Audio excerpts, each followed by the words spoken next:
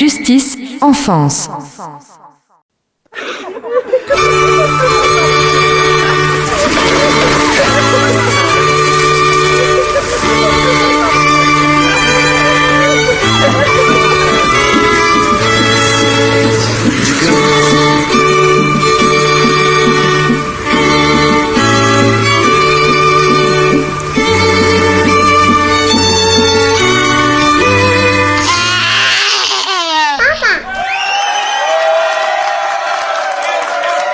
Famille, justice, enfance.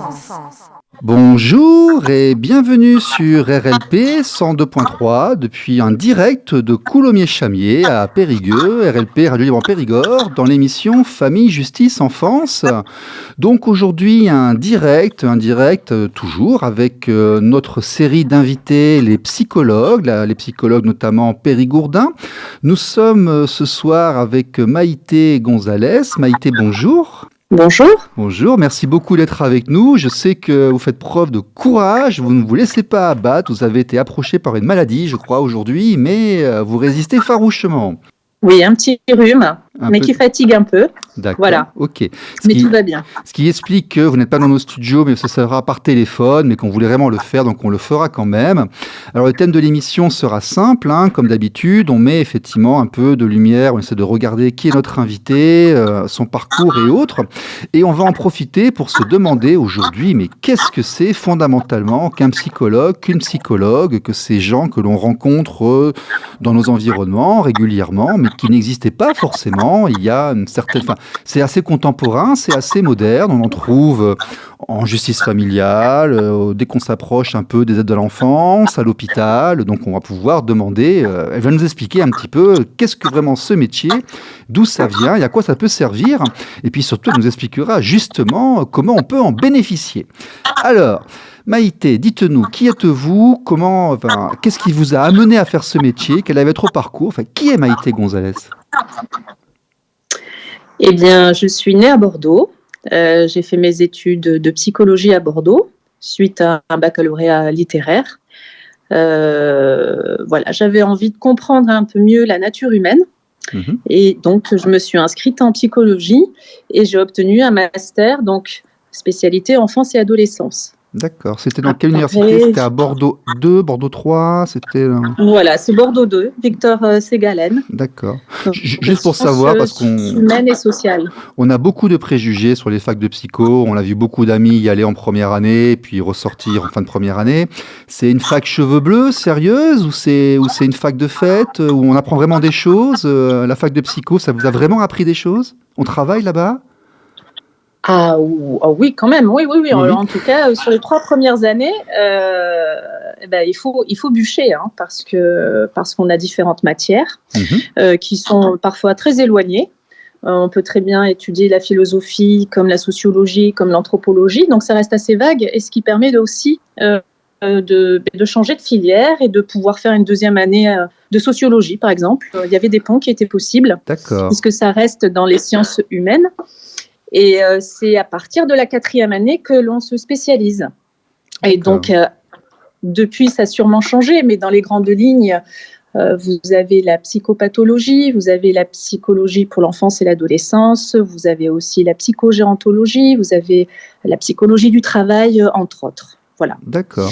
Et pour obtenir le titre de psychologue, il faut effectivement avoir fait le Master 2, c'est-à-dire les 5 années. Les 5 années, ok, qu'on peut approfondir éventuellement après via un DESS, mais pas obligatoirement. Alors, le DESS, c'est l'ancien terme de Master 2. D'accord, d'accord. Et quand on est psychologue clinicien, il y a une spécialité en plus, il y a quelque chose? Alors, psychologue clinicien veut dire que la personne a été en spécialité de psychopathologie. D'accord. Okay. Voilà, mais on peut introduire quand même une nuance, c'est aussi valable pour les personnes qui ont mis en place la spécialité enfance et adolescence. D'accord. Voilà. Donc vous, en l'occurrence, également. Effectivement, j'ai droit au titre de psychologue clinicien. Oui, d'accord, tout à fait. Ok. Et après cela, vous êtes parti un petit peu voyager, regarder le monde Oui, je suis partie en Espagne. J'ai pu mettre en place un master en orientation éducative, qui n'existe pas forcément en France, puisqu'à chaque pays, même si on reste en Europe, il y a quand même des différences entre pays. Et donc, ils ont effectivement un master qui s'appelle orientation éducative. Donc, vous avez 2 masters, en fait. Oui, effectivement. Effectivement. Et c'est avec cette terminologie d'orientation que j'ai pu principalement initier mon parcours professionnel dans l'insertion socio-professionnelle. Oui. Voilà, puisque effectivement, dans l'insertion socio-professionnelle, il y a ce qu'on appelle des psychologues du travail. Oui, vous avez été psychologue du travail ? Alors, j'ai une grande expérience en insertion professionnelle, ce qui correspond effectivement à la psychologie du travail. Après, on a un diplôme, mais si vous voulez, c'est son parcours professionnel qui nous amène à développer des compétences. Voilà. Donc, selon les choix de postes sur lesquels on se positionne, on développe certaines compétences. D'accord, très bien. Et notamment dans le champ de la psychologie du travail. D'accord. Et aujourd'hui, vous êtes en libéral à Périgueux ? Effectivement.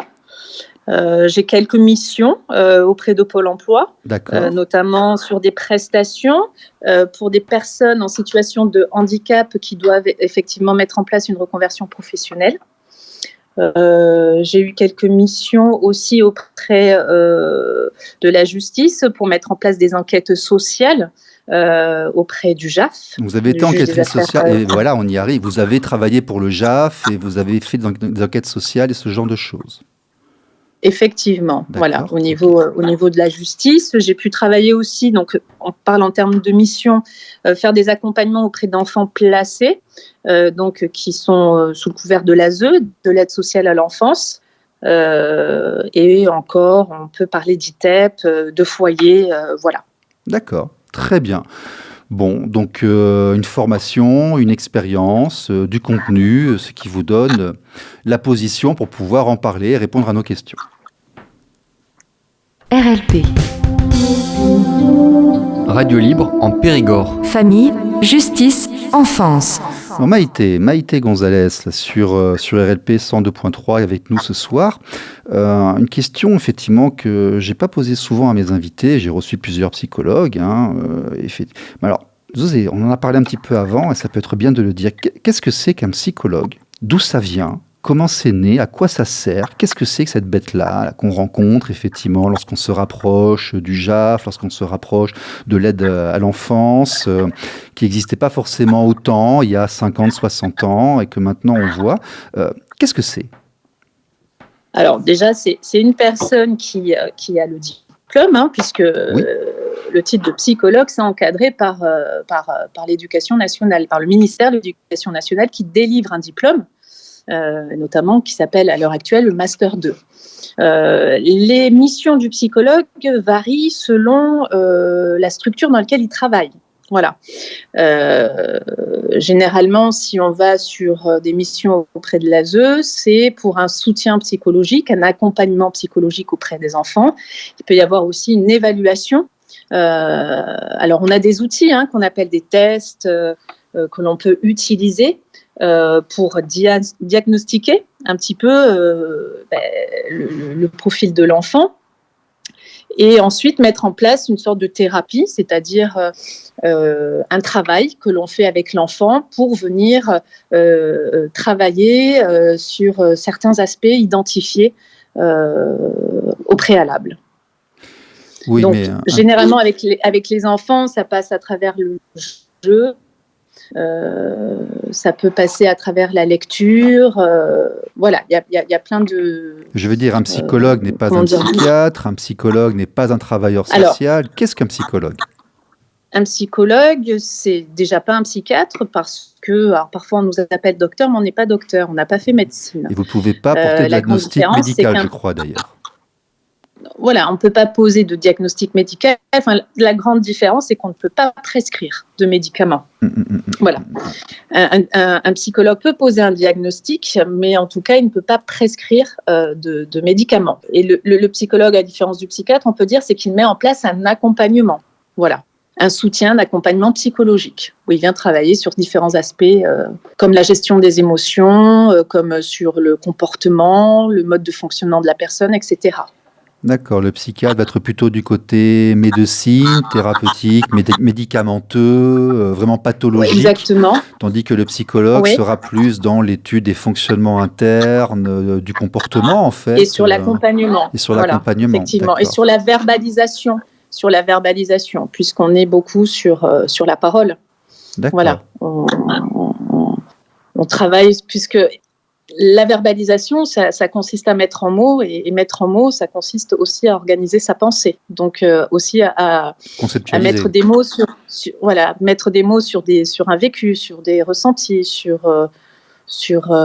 l'enfance, etc. Et apprendre effectivement à mettre à distance et à réorganiser certains éléments de son parcours, en tout cas d'avoir l'impression d'être un peu plus acteur de son parcours, de venir identifier un peu ses priorités, ses besoins pour la suite, on va dire, de son parcours de vie. D'accord. En tout cas, s'armer, identifier ses ressources et s'armer pour la suite des événements. Ok. Alors, tout à l'heure, je vous ai un peu chatouillé un peu sur les études en disant qu'il y avait une réputation qui suivait les premières années de psycho, ce genre de choses et autres. Mais on va rectifier, dans la réalité. Énormément de gens se présentent en première année, mais il n'y en a pas autant qui ont le Master 2. Ça écrème beaucoup, je crois. Oui, alors après, les gens aussi se tournent vers... ça reste quand même un acquis, ces années de psychologie, Oui. parce que beaucoup de personnes vont se tourner, par exemple, sur des concours d'orthophonistes. Vous étiez combien en première année, par exemple, à Bordeaux ? On était très nombreux. Alors en chiffres, vous étiez debout dans les amphis, il n'y avait pas assez de place, c'était vraiment... Exactement, oui, tout à fait. Et puis au fur et à mesure, ça s'épure parce que les gens se positionnent par rapport au contenu de l'enseignement. Ça plaît ou ça plaît pas, c'est pas assez concret puisque c'est assez théorique. Ouais. Et certaines personnes vont chercher plus de pratique et vont peut-être se tourner sur des concours, par exemple, d'éducateurs ou ce genre de filière, de parcours. Et vous avez une idée du pourcentage de personnes qui ont le master en rentrant en faculté ? Il y a des statistiques qui ont été faites à la louche ? Alors là, j'ai peur de dire une bêtise, je préfère pas me prononcer. D'accord. Jennifer Martin nous a dit que ça écrémait beaucoup en fait, que si on travaillait pas, il y avait quand même, il y avait des vraies études qu'il fallait vraiment les terminer et puis que tout le monde, tous ceux qui se présentaient au début n'arrivaient pas à la fin. Oui, disons qu'il faut arriver avec un bagage théorique, on va dire, à la fois littéraire et scientifique. Mmh. Et il faut effectivement faut être sérieux parce qu'on a différents enseignements qui demandent différentes compétences, on va dire. Donc il faut aussi bien bûcher les maths que la philo, par exemple. D'accord. Alors, ce qui va nous intéresser aussi de présenter, là, dans votre parcours, vous rejoignez beaucoup le thème de l'émission. Vous faites partie de ces gens donc, qui ont un numéro Adélie et vous avez travaillé un peu pour le JAF, vous m'avez dit, juge d'affaires familiales. Oui. C'est intéressant parce qu'on a très rarement l'occasion d'interroger des gens qui ont vu le système de l'intérieur. On a régulièrement l'occasion de voir des gens. Puis en plus, nous, si vous voulez, on a une situation, une position où on voit que quand ça se passe mal, donc quand ils viennent, ils râlent.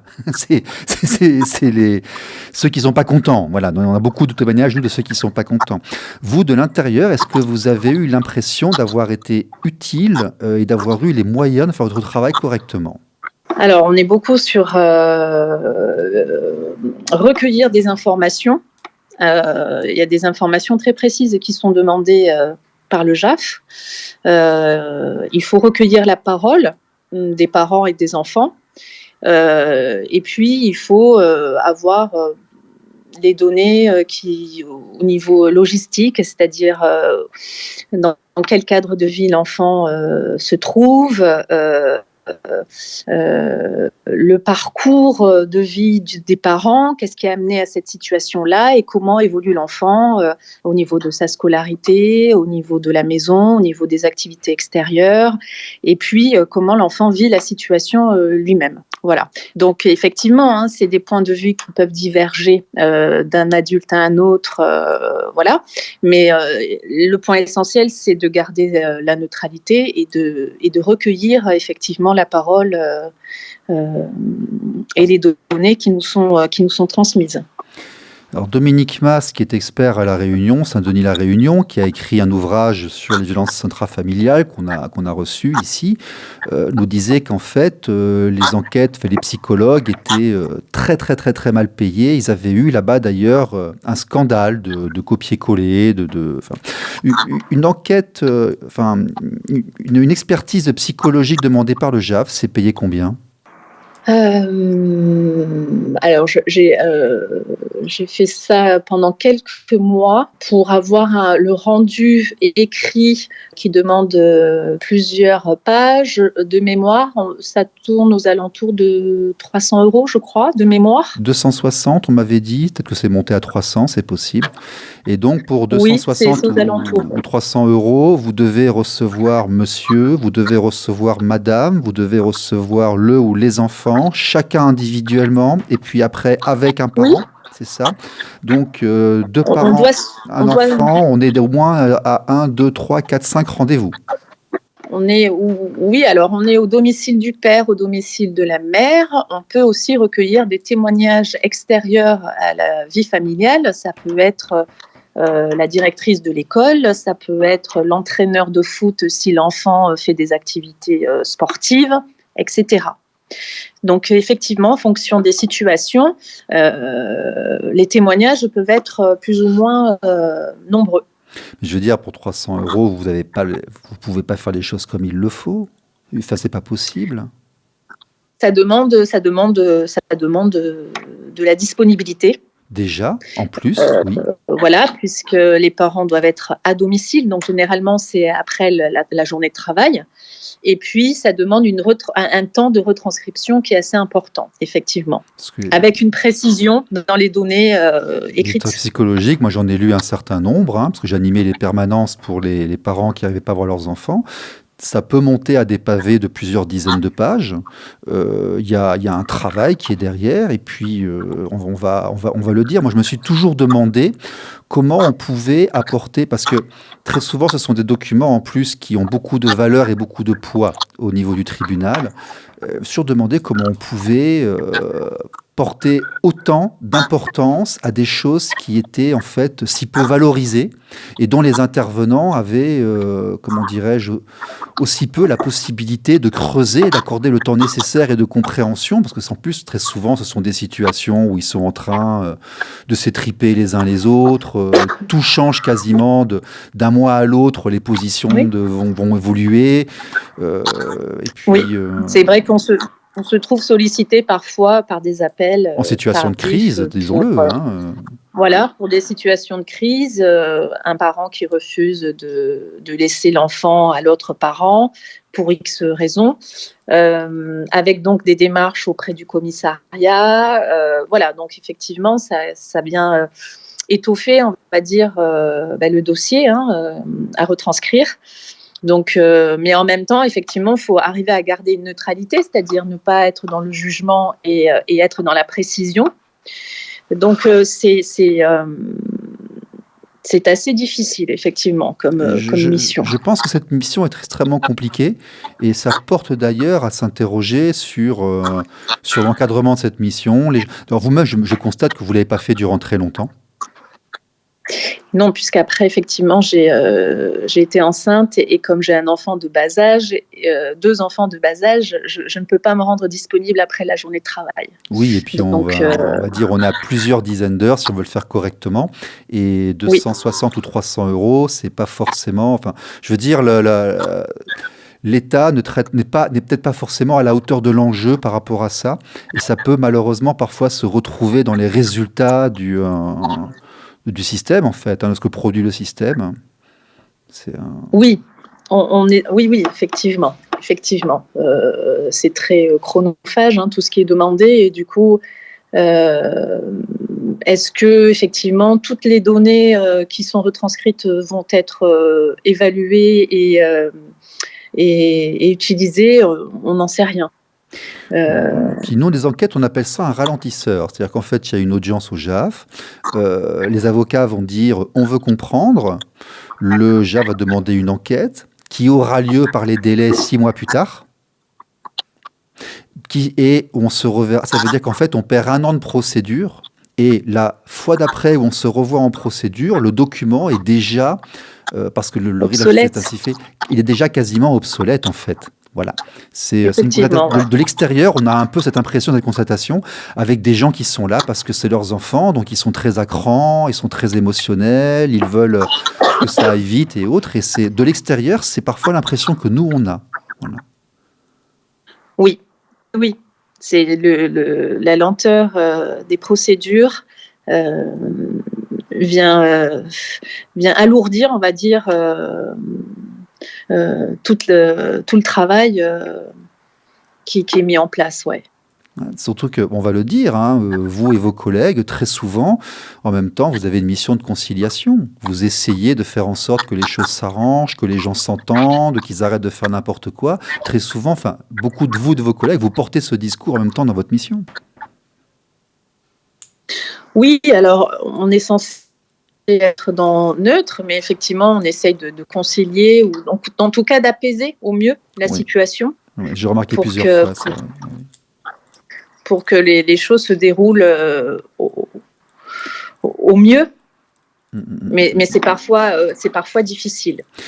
Parce qu'il y a des événements qui sont imprévus. Est-ce que cet environnement qui fait qu'effectivement ces événements de vie sont parfois très rapides, très intenses, très émotionnels, mais avec une justice qui est extrêmement lente et des intervenants qui sont, disons-le, sous-payés, est-ce que quelque part ça ne nuit pas à la résolution des problèmes, des conflits familiaux? Qu'est-ce que vous en pensez, vous, de l'intérieur?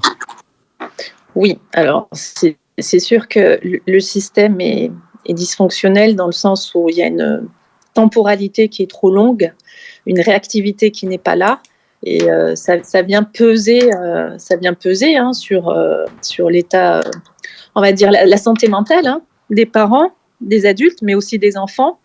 Et parfois, on peut se sentir effectivement impuissant, c'est-à-dire qu'on a l'impression de s'investir pour très peu de résultats, ou en tout cas de s'investir dans le vide, finalement, parce que les choses ne bougent pas, bien que les choses soient actées, écrites, on n'a pas la main dessus. Donc, il y a des choses à revoir. Ouais. Est-ce que ça peut expliquer peut-être le fait qu'on soit dans des schémas un petit peu archaïques par rapport aux positions de l'homme et de la femme dans les conflits familiaux, et le principe de précaution qui fait de toute façon si je ne suis pas sûr, et puis qu'il y a une...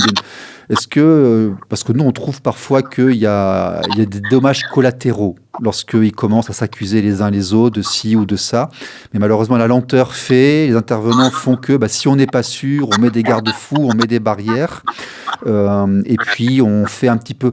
En fait, le JAF, c'est une grande usine à générer des familles monoparentales féminines, et puis des pères qui se plaignent de ne pas assez être investis auprès de leurs enfants, si on le regarde en prenant un petit peu de recul. Enfin, en tout cas, la population qui vient nous voir, c'est un peu le ressenti qu'elle en a. Comment est-ce qu'on pourrait améliorer tout ça? Vous qui l'avez vu de l'intérieur, j'en profite parce que c'est pas souvent que j'ai l'occasion. Comment on pourrait faire pour éviter tous ces pièges et que ça aille mieux, en fait? Alors ça, c'est une grande question. Oui. Il faudrait peut-être déjà recentrer finalement les référents, parce que les enfants ont souvent des éducateurs, ils ont beaucoup d'interlocuteurs, le psychologue, l'assistant social. S'il n'y aurait qu'un seul référent adulte finalement qui se chargerait de la situation familiale, les choses peut-être iraient plus vite, effectivement. C'est pas mal ça. Les choses iraient plus vite. Maintenant, à savoir si la figure maternelle est prépondérante dans la garde des enfants par rapport au père. Je pense que ça demande à être creusé. Il y a quand même beaucoup d'éléments qui rentrent en compte. Hein. Oui. Il y a plusieurs sortes de pères, il y a plusieurs sortes de mères, il y a tout le monde, il y a beaucoup de choses qui rentrent en compte. Et puis il y a le lieu de scolarisation, il y a le fait que la maman travaille ou le papa ne travaille ou pas, les charges, les revenus, enfin il y a plein d'éléments qui sont pris en compte et la décision est quand même plus complexe qu'elle n'y paraît. Oui, c'est un peu toujours la même. En cas de désaccord sur les modes de garde, je veux dire, quand ils ne sont pas d'accord. Quand ils sont d'accord, ça va. Mais quand ils ne sont pas d'accord, on est à 8% pour le père. Ce qui veut dire que... Et ça comprend les enfants qui imposent leur volonté et puis les parents qui vraiment sont dysfonctionnels. Ce qui veut dire que lorsqu'ils ne sont pas d'accord, le système produit de manière mécanique un petit peu le même schéma tout le temps. Oui. Bon. C'est vrai que la parole du père gagnerait à être plus c'est intéressant. Vous trouvez mise en avant. Ouais. Nous, on trouve que les pères d'aujourd'hui ne sont pas les mêmes que ceux d'il y a 50 ans et que la partie d'entre nous qui veut s'investir est peut-être pas autant entendue qu'elle le mériterait. Voilà. Oui, ça c'est vrai. Oui. On est bien d'accord. D'accord. Eh bien, ça me fait plaisir. Merci en tout cas, parce que je sais que ce que vous venez de faire, là, c'est un exercice qui n'est pas évident. Merci. RLP. Radio libre en Périgord. Famille, justice, enfance. Alors, Maïté Gonzalez sur RLP, quelque chose qui est vraiment intéressant, dont on a parlé un petit peu avant aux antennes et autres, c'est le soutien psychologique. Les gens ne le savent pas forcément, mais il est possible, de manière remboursée par la sécurité sociale, d'avoir accès à un professionnel tel que vous, avec qui discuter justement pour gérer ses émotions en période de crise, en période de burn-out, en période de conflit, de problèmes familiaux, en période de tension psychologique de manière générale. On peut avoir accès à des gens comme vous. Expliquez-moi un petit peu cette chose-là. Alors, c'est un dispositif qui est né après le Covid. Oui. Qui avait un terme différent, mais qui à l'heure actuelle s'appelle mon dispositif Mon soutien psy, qui consiste à être remboursé de 8 séances auprès d'un psychologue. Le psychologue doit être conventionné auprès de la CPAM, de la Sécurité sociale. Donc en tant que psychologue, il y a des démarches à faire auprès de la Sécurité sociale pour être conventionné avec. Et pour pouvoir bénéficier des 8 séances remboursées par la Sécurité sociale, il faut une prescription médicale. C'est-à-dire, vous allez voir votre médecin, vous n'êtes pas bien, pour X raisons. Ça peut être le travail, ça peut être la famille, ça peut être vous, voilà, un accident de vie ou un décès, un deuil, etc. Le médecin voit que vous n'allez pas bien, il peut effectivement mettre en place ce qu'on appelle un courrier d'adressage. Il remplit un document, et avec ce document, vous pouvez aller sur le site Amélie et trouver un psychologue ou une psychologue conventionnée auprès de la Sécurité sociale. Il suffit de taper la ville dans laquelle vous résidez et vous avez un listing de psychologues avec le numéro de téléphone et l'adresse mail. Il suffit de contacter. Avec ce dispositif, vous avez donc droit à 8 séances remboursées. Alors attention, c'est à hauteur de 60% par la Sécurité sociale et 40% par votre mutuelle. Voilà. Il y a des exceptions, entre guillemets, dans le sens où si vous bénéficiez donc de la CSS, complémentaire santé solidaire, c'est anciennement appelé CMU, maintenant ça s'appelle CSS, vous n'avez pas d'avance de frais à faire. C'est-à-dire que vous allez voir le psychologue et c'est le psychologue qui va se faire rembourser auprès de la Sécurité sociale. Voilà, entière payant. Mais aussi, si vous êtes en affection longue durée, c'est-à-dire une maladie qui fait que vous ne pouvez pas travailler, etc. Aussi en congé maternité, voilà, entre autres. Donc, il y a des situations dans lesquelles vous n'avez pas d'avance de frais à faire et ce sera le professionnel qui sera remboursé par la Sécurité sociale. D'accord. Voilà. Bon, c'est bien de le dire aux gens. Si vous vous sentez pas bien, vous êtes en période de crise, vous avez l'impression de perdre un petit peu le contrôle. Surtout là, on est en janvier pour beaucoup de parents. Enfin, une partie de la population sont des périodes qui sont un petit peu délicates. N'hésitez pas, allez-y, allez parler à quelqu'un. Ça vous fera. On peut préciser que c'est à partir de 3 ans, c'est-à-dire que même un enfant peut en bénéficier. Super. Maïté, merci beaucoup d'être venue. On vous trouve comment? Maïté, M-A-I-T-E, plus loin, Gonzalez, G-O-N-Z-A-L-E-Z. Vous avez une page LinkedIn, vous avez des réseaux sociaux, vous êtes sur Périgueux. Bon rétablissement. Merci beaucoup d'être venu. Merci. Au revoir. Merci bien. Au revoir.